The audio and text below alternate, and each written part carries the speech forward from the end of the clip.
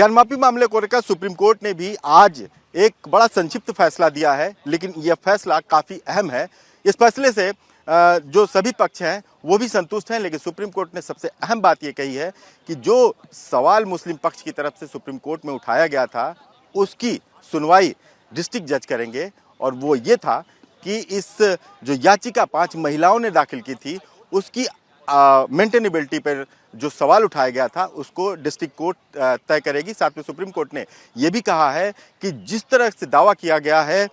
सर्वे की रिपोर्ट में कि वहाँ पे एक शिवलिंग मिला है और उसको पिछले आदेश में सुप्रीम कोर्ट ने प्रोटेक्ट किया था, उसको संरक्षण का आदेश दिया था, वो बरकरार रहेगा। साथ में जो नमाज करने लोग जाएंगे उनको नमाज करने की इजाज़त होगी। और एक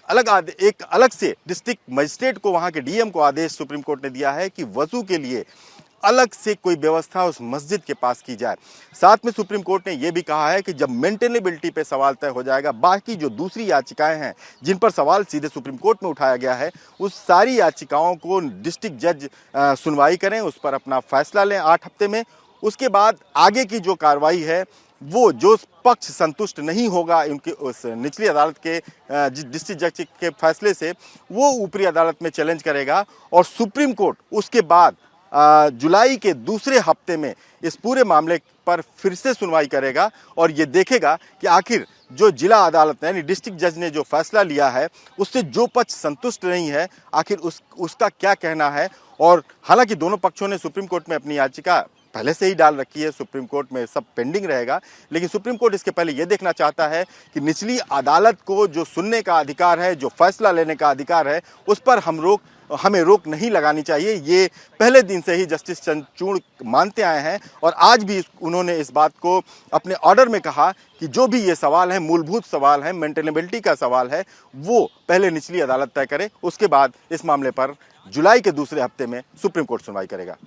ज्ञानमापी मामले को लेकर सुप्रीम कोर्ट ने भी आज एक बड़ा संक्षिप्त फैसला दिया है, लेकिन यह फैसला काफी अहम है। इस फैसले से जो सभी पक्ष हैं वो भी संतुष्ट हैं, लेकिन सुप्रीम कोर्ट ने सबसे अहम बात ये कही है कि जो सवाल मुस्लिम पक्ष की तरफ से सुप्रीम कोर्ट में उठाया गया था उसकी सुनवाई डिस्ट्रिक्ट जज करेंगे। और वो ये था कि इस जो याचिका 5 महिलाओं ने दाखिल की थी उसकी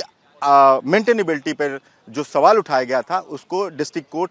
तय करेगी। साथ में सुप्रीम कोर्ट ने यह भी कहा है कि जिस तरह से दावा किया गया है सर्वे की रिपोर्ट में कि वहाँ पे एक शिवलिंग मिला है और उसको पिछले आदेश में सुप्रीम कोर्ट ने प्रोटेक्ट किया था, उसको संरक्षण का आदेश दिया था, वो बरकरार रहेगा। साथ में जो नमाज करने लोग जाएंगे उनको नमाज करने की इजाज़त होगी। और एक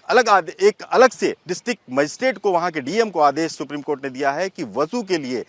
अलग से कोई व्यवस्था उस मस्जिद के पास की जाए। साथ में सुप्रीम कोर्ट ने यह भी कहा है कि जब मेंटेनेबिलिटी पे सवाल तय हो जाएगा, बाकी जो दूसरी याचिकाएं हैं जिन पर सवाल सीधे सुप्रीम कोर्ट में उठाया गया है उस सारी याचिकाओं को डिस्ट्रिक्ट जज सुनवाई करें, उस पर अपना फैसला लें 8 हफ्ते में। उसके बाद आगे की जो कार्रवाई है वो जो पक्ष संतुष्ट नहीं होगा उनके उस निचली अदालत के